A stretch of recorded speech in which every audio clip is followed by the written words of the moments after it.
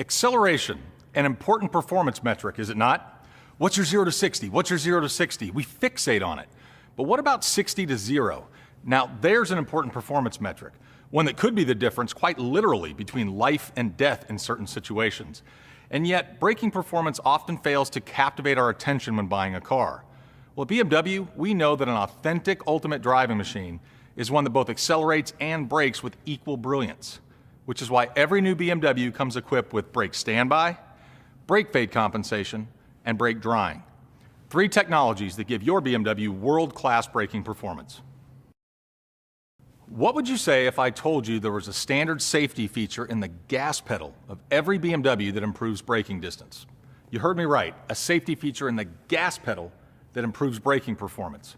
It's called brake standby. You see, there's a sensor that measures how rapidly you remove your foot from the accelerator. If you remove it with a certain urgency, the brake pads move closer to the rotors. In anticipation, you'll apply braking force. Now, would you agree that millimeters this way, between pads and rotors, equals feet this way in terms of stopping distance? And could that reduced stopping distance be the difference, say, between hitting a vehicle or stopping just short of it? It could, couldn't it? So put a price tag on yourself. What are you worth? At BMW, we think you're worth it. Why don't so many of our competitors? Have you ever descended a mountain road that required you to use the brakes frequently? Or have you ever done some spirited driving that required you to stop repeatedly from high speeds? Have you ever towed a heavy trailer? And in all situations, have you ever felt yourself pushing the brake pedal harder and harder to the floor, only to have the brakes feel less and less effective with each use? You know, that sensation when the brake pedal begins to feel mushy or spongy under your foot. Well, if so, then you've experienced brake fade. Brake fade is the loss of stopping power that takes place as the braking surfaces heat up. And trust me, it can be a harrowing experience when your brakes don't respond as expected. This is why every new BMW comes equipped with brake fade compensation, a technology that recognizes heat buildup at the brakes and automatically increases hydraulic pressure or boost without you having to push your foot harder and harder to the floor. What I'm telling you is that the connection between your foot and your brain will feel more linear and consistent each time you go to the brake pedal, even as the brakes heat up. Now, does that inspire added confidence when driving? In very real terms, can it be the difference between making the mountain curve or hitting the guardrail? Can it be the difference between hitting a vehicle in front or stopping just short? It could, couldn't it? So put a price tag on yourself. What are you worth? At BMW, we think you're worth it. And again, why don't so many of our competitors? Would you agree that dry brakes perform better than wet brakes? We do too, so every BMW comes standard with brake drying. When our rain-sensing wipers detect moisture on the windshield, the brake pads periodically move close to the rotors to eliminate moisture between the two surfaces. Now, the brakes won't actually apply, so you don't need to worry about the car lurching underneath you or more rapid brake wear. The pads simply move close enough to knock off the excess water buildup. Could dry brakes be the difference between surviving an accident or avoiding it altogether?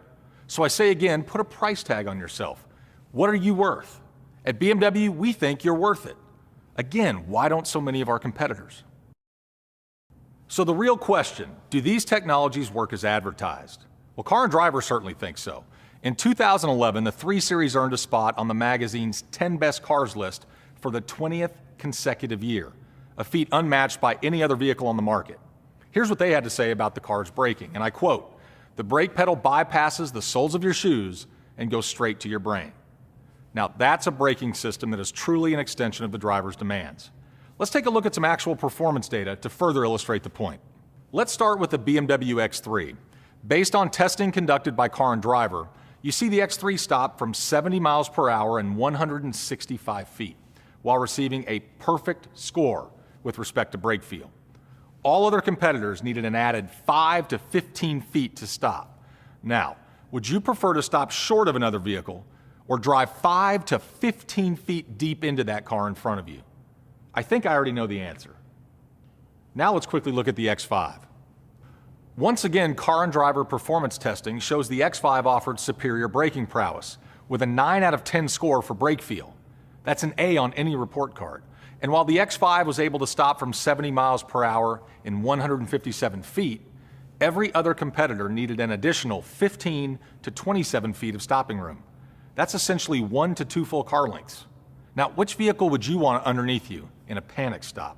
And do I really have to ask?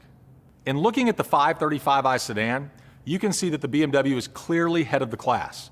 Not only did we receive a perfect score for brake feel, we also had the best stopping power in a segment filled with self-professed sports sedans. Now, in a panic stop, which vehicle would you prefer to be driving? Your only concern now is hoping that none of these other cars are traveling directly behind you, and you know what I'm saying.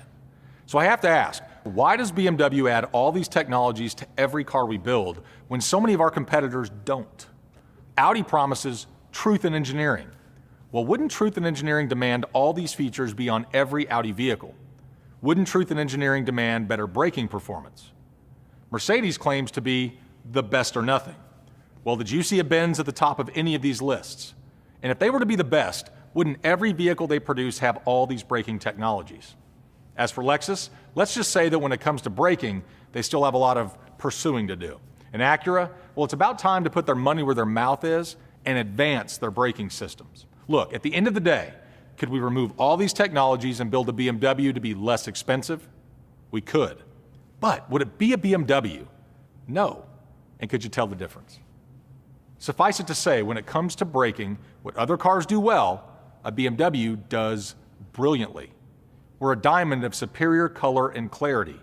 We build ultimate driving machines.